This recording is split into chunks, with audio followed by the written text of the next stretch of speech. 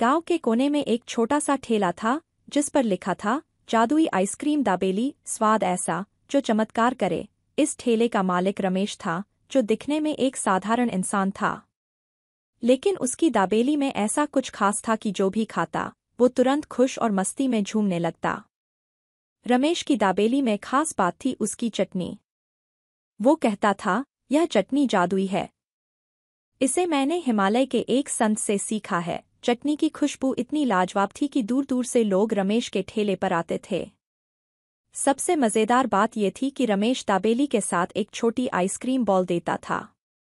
जब लोग दाबेली और आइसक्रीम का स्वाद एक साथ लेते तो मानो उनकी सारी थकान छूमंतर हो जाती। धीरे धीरे रमेश का ठेला गांव भर में मशहूर हो गया। हर कोई सोचता कि आखिर उसकी दाबेली और आइसक्रीम में ऐसा क्या है जो सबकी उदासी मिटा देती है। बच्चे, बूढ़े और जवान सभी रमेश के ठेले पर लाइन लगाते थे। एक दिन गांव में एक बूढ़ी औरत आई जो बहुत परेशान लग रही थी। उसने रमेश से कहा, बेटा, मैंने सुना है तुम्हारी दाबेली उदासी दूर कर देती है। मुझे भी एक खिलाओ। रमेश ने मुस्कुराते हुए एक ताज़ा दाबेली बनाई और उसे दिया। जैसे ही औरत ने पहला निवाला लिया, उसकी आंखें चमक उठीं। उसने कहा, ये तो जादू है। मेरे सारे दुख जैसे गायब हो गए। लोगों की उत्सुकता बढ़ती गई। आखिरकार एक दिन रमेश ने अपना रहस्य बताया। उसने कहा, यह जादू मेरी चटनी या आइसक्रीम में नहीं है, बल्कि मेरी नीयत में है।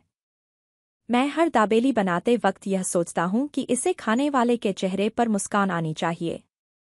और जब हम किसी के लिए दिल से कुछ अच्छा सोचते हैं तो वो जादू की तरह काम करता है। रमेश की कहानी सुनकर सबने समझा कि असली जादू हमारे विचारों और भावनाओं में छिपा होता है। और रमेश का ठेला सिर्फ एक ठेला नहीं, बल्कि खुशी बांटने का जरिया बन गया। उस दिन के बाद से रमेश के ठेले पर सिर्फ खाने वाले ही नहीं, बल्कि अपने जीवन में खुशी ढूंढने वाले लोग भी आने लगे। रमेश ने सभी को सिखाया कि खुशी बांटना सबसे बड़ा जादू है। इसलिए जब भी आप किसी को उदास देखें तो याद रखें, एक मुस्कान और दिल से की गई मदद भी किसी के जीवन में जादू कर सकती है।